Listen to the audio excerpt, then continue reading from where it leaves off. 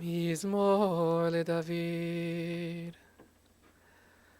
אדוני מי יגור בו לך, מי ישכון בהר קודשך. הולך תמים ופועל צדק, ודובר אמת בלבבו, לא רגל לשונו, לא עשה לרע, וחרפה לא נשא על קרובו. נבזה בעיניו נמאס, ואת ירדנה יכבד נשבע להרע, ולא ימיר, כספו נתן בנשך, ושוחד על הקהילה לקח, עושה אלה, לא ימות לעולם. The Psalm of David. Do we deserve to enter God's sanctuary? Can we merit a place in the presence of God? Live with integrity, do what is right, speak the truth without deceit. Have no slander upon your tongue, do no evil to others, do not mistreat your neighbor. Spurn a contemptible person, but honor those who revere God. Never retract a promise once made that may bring you harm. Lend no money at unfair rates, accept no bribe against the innocent. Make these deeds your own, then shall you stand firm forever. We gather here to offer words of hesped, words of eulogy, as we begin to remember Jeffrey Gerson, Zichrono Livracha. I'd like to call on his niece, Eve Klein, to share some memories.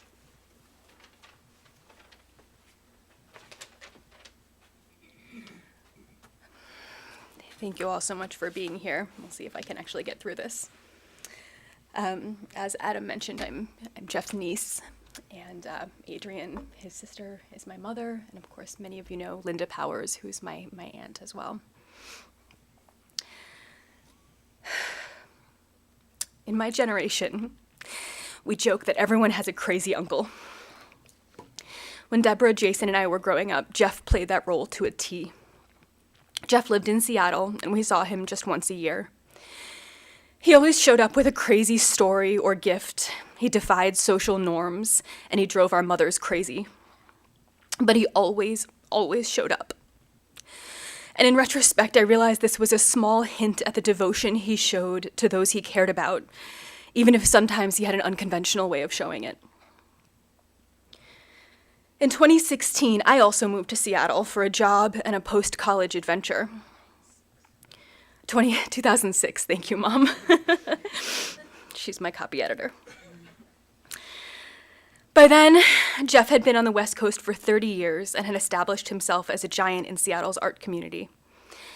As many of you know, Seattle has grown with incredible speed in the last decades, and as large-scale civic cultural events sprang up, Jeff was the liaison engineer for truly all of them. Sometimes when schedules coincided, Jeff would wear multiple walkie-talkies on his belt so that he could be navigating multiple events at one time. He designed lighting and sound systems and equipment that remain in use decades later. Jeff was incredibly proud of Seattle and took delight in sharing with me his favorite places and experiences. I started meeting Jeff's friends and was awed to discover how well connected and revered Jeff was within his community. He was a go-to tech guy in part because he was ingenious. As creative minds worked to imagine what could be, it was Jeff's job to figure out how to make their visions into something real. And he didn't just find solutions that were good enough. He held himself to unimaginably high standards and always created the best possible version of anything he produced. To say that Jeff was a quick wit is a gross understatement. He was a voracious reader, a lover of classical music, and his love of wordplay kept me on my toes. In some ways, the onset of his disease made him even more mentally agile because he found that his sometimes jumbled thoughts offered new fodder for punnery. He took great joy in acquiring and sharing knowledge. And often over the years, our visits included a show and tell component. He would bring some piece of electronic equipment that he had discovered and talk to me through its functionality. The fact that he thought I was a worthy pupil is a great point of pride for me. I know he respected my brain, and I was motivated by the high standards he held me to. I'll never again have the privilege to know a mind quite like his.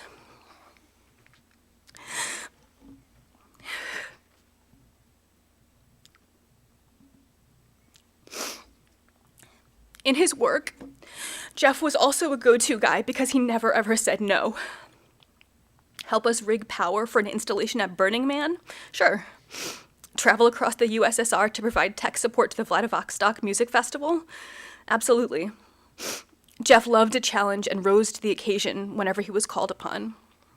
Yesterday, his sisters joked that in job interviews, when he was asked whether or not he had a skill, he always said yes, and then went home to learn how to do whatever he had just agreed to. But the real reason Jeff never said no is that he really and truly loved to help. Even as Jeff moved into retirement, he was always juggling projects for friends and neighbors, and of course, for his sometimes hapless niece.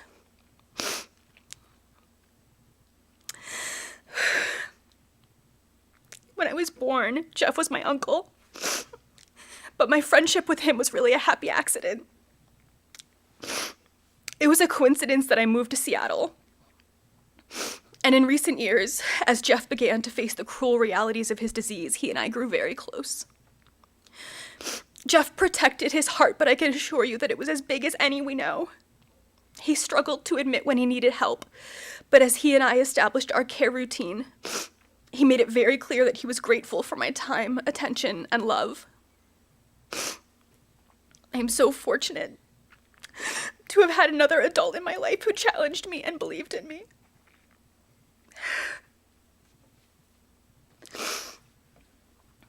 Over the last few days, Jeff's friends have written beautiful tributes, and many referenced Jeff's profound contributions to their lives and work.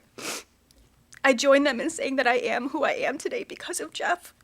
He was a giant in my life. I want to end by challenging all of us in this room and anyone watching to live with as much generosity and curiosity as we can, just as he always did. Thank you.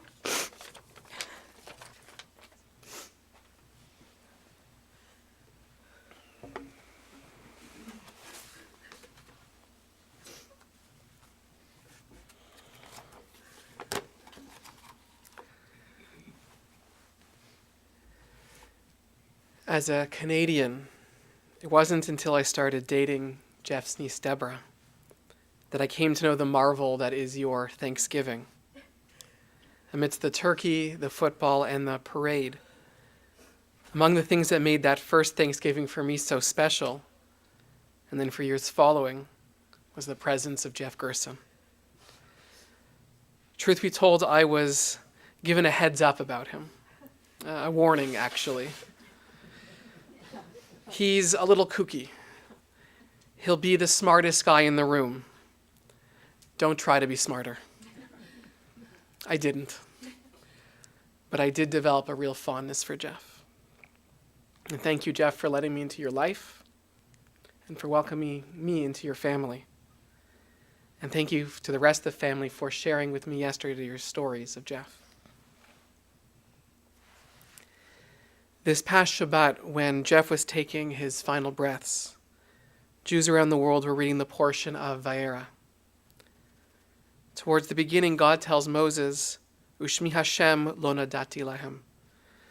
God says that Abram, Isaac, and Jacob did not know God by the most holy of God's names. Rashi, the 11th century French commentator, always one who cared deeply about the specificity of words, notes that the text says nodati and not hodati. That is, it wasn't that God didn't make the name known. Rather, our forefathers did not come to know that name. Jeff Gerson was a man who cared about words. And with a fierceness of curiosity, he was also a man who cared about knowledge, about understanding. He literally read the encyclopedia cover to cover while living under his parents' Erwin and Ann Gerson's roof. For him, knowledge wasn't something that was hodah. It wasn't given. It was noda, it was to be taken. It was to be learned. And Jeff knew many things. Perhaps most importantly, Jeff knew what was important to him, and he lived his life accordingly. In a world of fakery and production, he was genuine, without airs, always willing to share an insight. One of my earliest memories of him, get on his hands and knees to do some work in the basement stairway at 3619 Cummings Road, his childhood home, and where his mother Anne, now of blessed memory, was still living. Jeff was the most technologically capable person I knew, and yet never owned a cell phone because it just wasn't something that he wanted. He learned whatever skill he needed to get the job done, becoming on the way a certified plumber and certified electrician and a master welder. College could never contain a brain and a personality like Jeff's, and so he was largely self-taught.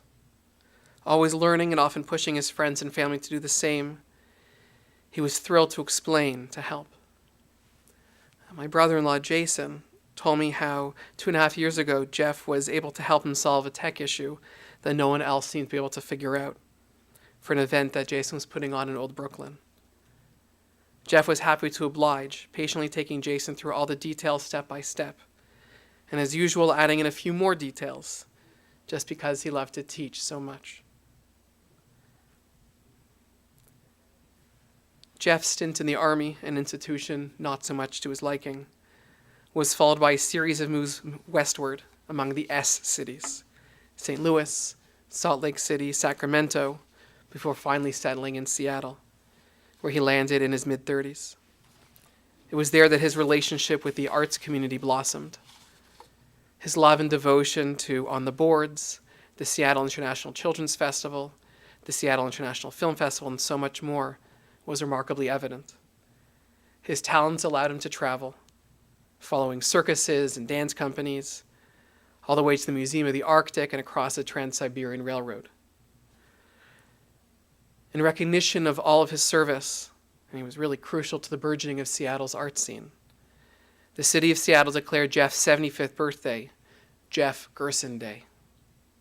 On the declaration, Mayor Jenny Durkin noted that, quote, expertise to support the technical side of arts presentation is rarefied, often unglamorous, but vital to the art's survival. Rarefied expertise, unglamorous, and vital. I can't think of a better description of Jeff himself. That he passed away as we read the techiest of all the Torah portions, rods seemingly turning into snakes, water turning into blood, brings me a measure of comfort. I don't know the last time Jeff bought a new shirt, or if Jeff even owned a tie. The one I'm wearing today actually belonged to his late father, Irwin. Material things for Jeff's own aesthetic appeal didn't matter much to him.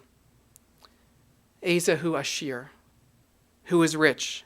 Hillel asked in the collection known as Ethics of Our Fathers. Hasamech bechelko, the one who is happy with his lot. Jeff knew that beauty lies within, that actions matter more than appearances. The Talmud relates that Rabbi Tarfon and the elders were once hanging out together when the question was posed to them, what is greater, study or action? And the great Rabbi Akiva answered saying, study is greater because it leads to action.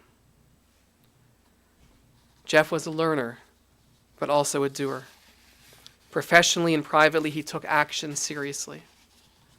He was politically engaged, a progressive thinker who always cared for the lowliest among him. Jeff was involved with local and federal campaigns, including the McGovern presidential run. He was the kind of person who was happiest when he was doing for others, and he was, for so many, the local, friendly, MacGyver-like neighbor who would always come by to fix your house. He was the kind of person who returned from the Army to set up a tutoring program for underprivileged kids in the city of Cleveland. Not that he was always smiles. Jeff, who had a really great dry wit, certainly also had a cantankerous side. He could be challenging, as his brother-in-law Doug Klein lovingly told me, in both senses of the word. But as one friend put it, I really appreciated the cranky side of him. No, I loved the cranky side of him. Jeff, who was a member of Mensa, and wasn't afraid to tell you that, had a special relationship with his sisters, Linda and Adrian. He never really stopped being your older, smarter brother. He certainly loved you, and in his own way always cared for you, his little sisters. And to you, Eve, Deborah, and Jason, I could tell that Jeff's deep affection for you was steadfast. He saw you as the rightful and deserving heirs to the Gerson Frank destiny. On a personal note, Deborah and I chose to get married on July the 3rd here in Cleveland, which was far less than ideal for Jeff, who was in charge of the massive 4th of July fireworks at Seattle Space Needle. That he made the cross-country flight so we could watch Deborah walk down the aisle, and then left on the first flight out the next morning is a kindness that we'll never forget. You, Eve, who by nothing less than happenstance, or happy coincidence, I think is how you put it, ends up living in the same city as Jeff. Your devotion to him, your kindness, your caring for Jeff less like an uncle and a lot of ways more like a father, is something that I know your family, my family, can never fully appreciate and can certainly never repay. Jeff relied on you in a way that he would not rely on anyone else. And you always stepped up even when, especially when, it was difficult to do so. Jeff Gerson had a strong moral compass. He felt deeply what was right and what was wrong. He was a man of tremendous dignity, of remarkable intelligence, and of generous heart.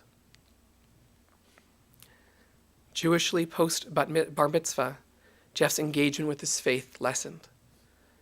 Nevertheless, I'm told that when he was stationed in Alabama, he used his Frank family connections to acquire much-needed Judaica.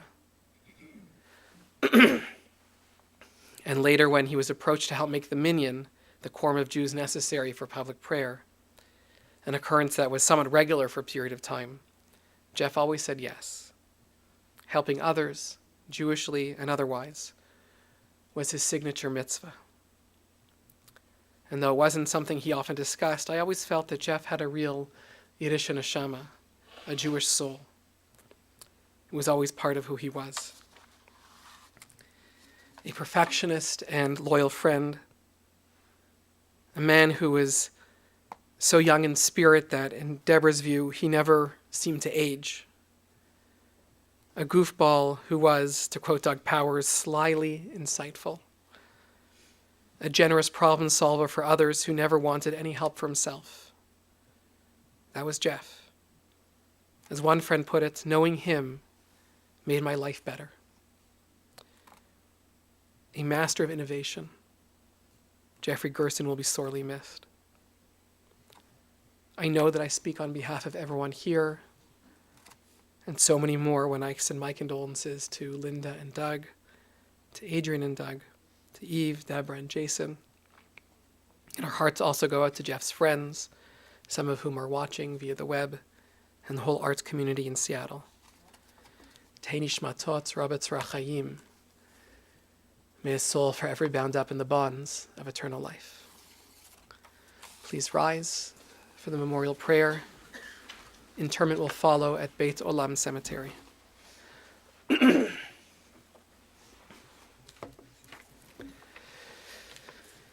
El male rachamim shochen b'maromim hametzei menucha nechona תחת כנפי השכינה, במעלות קדושים וטהורים, כזוהר רקיע מזהירים. ונשמת יהודה מרדכי, בן ישראל וחנה שלח לעולמו, בגן עדן תהא מנוחתו. אנא בעל רחמים, הסיר בסתר כנפיך לעולמים, וצרור בצרור חיים מנשמתו. אדוני הוא נחלתו, ואנוך בשלום על משכבו, ונאמר Amen. Could the pallbearers please come forward?